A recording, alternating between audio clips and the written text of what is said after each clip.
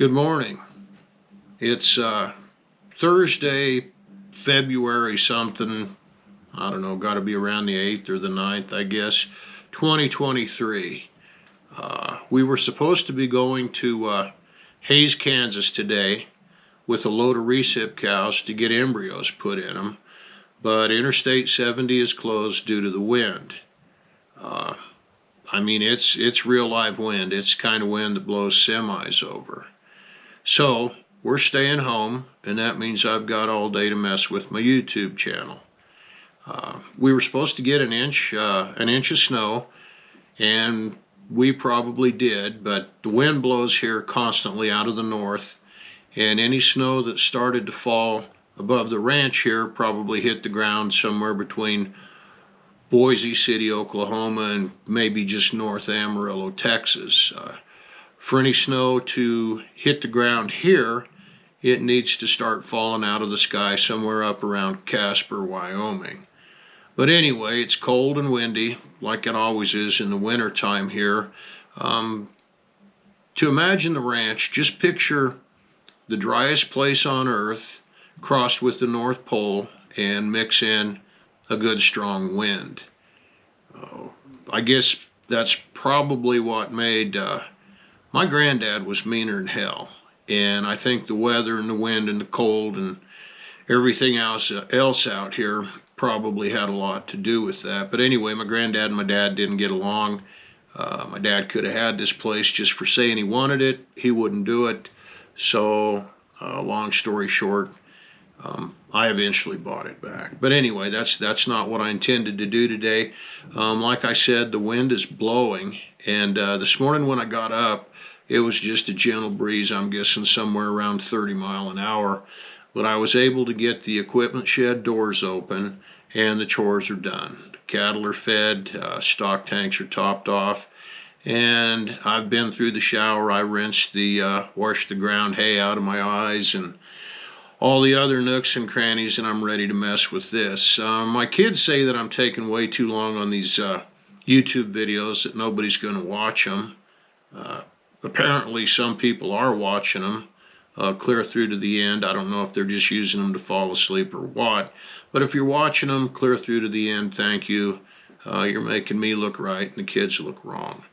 But I promised that I would make one that was a little bit shorter.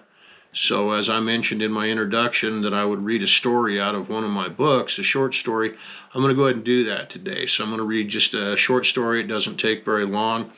For this story to make any sense, you need to know what a prairie dog is. And most people watching this probably know about prairie dogs, what they do, the destruction that they wreak on ranchers and farmers. But anyway, that's another story for another time. But a prairie dog, if you don't know what it is, just imagine the Easter Bunny and a rat getting together and having a baby. And that's a prairie dog.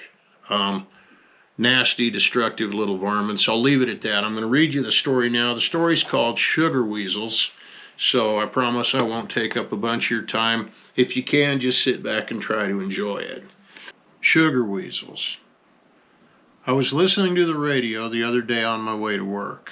It sounds like the bunny huggers are trying to start a prairie dog refuge somewhere up around Denver. For years, housing developers would trap the little varmints and sneak them out east of Denver to be dumped on some poor, unsuspecting farmer or rancher. Instead, the new plan is to set aside a pristine slice of the Front Range for a sort of ranch rat retirement community. I see a hell of an opportunity here. Rather than put them on the government dole, I say we sell the little pot lickers. I'm going to create the newest novelty pet craze. Does everybody remember purse chihuahuas or hedgehogs or sugar gliders or those beer belly pigs? Instead of prairie dogs, I'm going to call them sugar weasels. Every city kid that's too fat to play outside or too lazy to turn on the PlayStation will have to have one. I see it going worldwide. Just think of the supporting industries that will be created, like specialized food, weasel biscuits. We can take those $400 chicken coops that hold a couple of hens, put them in different packages, call them sugar weasel condos, and sell them for twice the money.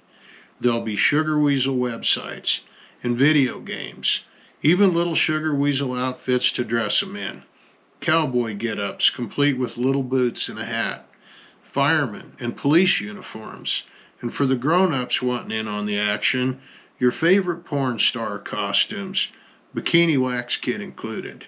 The list goes on. Rather than developers sneaking out here at night to dump them, aspiring entrepreneurs will be sneaking out here at night to steal the little beady-eyed bastards back. I'm pretty sure they'll leave the gate open, but that's a price I'm willing to pay.